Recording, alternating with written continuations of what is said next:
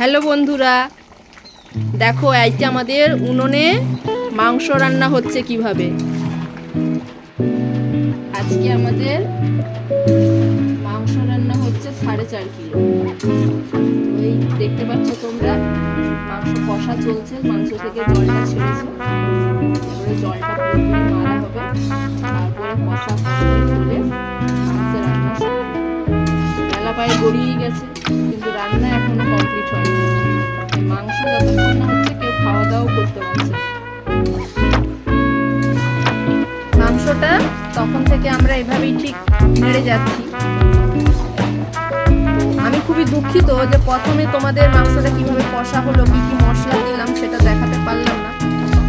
তো এরপরে যেদিন আমি করবো পুরোটাই তোমাদের প্রথম থেকে পুরোটাই আমি দেখাবো।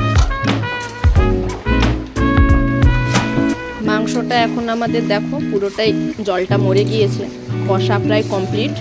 তো এখন কিছুটা কষা মাংস আমরা তুলে নেব খাওয়ার জন্য, তারপরে এটাতে জল ঢেলে দিলেই, তারপরে ফুটতে দিলেই মাংস রান্নাটা আমাদের কমপ্লিট হয়ে যাবে। এখন আমরা অল্প অল্প করে জল ঢালতে থাকবো। জল ঢেলে দেওয়ার পরে দেখো কেমন সুন্দর দেখতে হয়েছে কালারটা। তো এবার ভাজা যে মাছ, এগুলো মাছ বলছি, ভাজা যে আমাদের আলুগুলো ছিল সেগুলো এবার আমরা ঢেলে দেবো।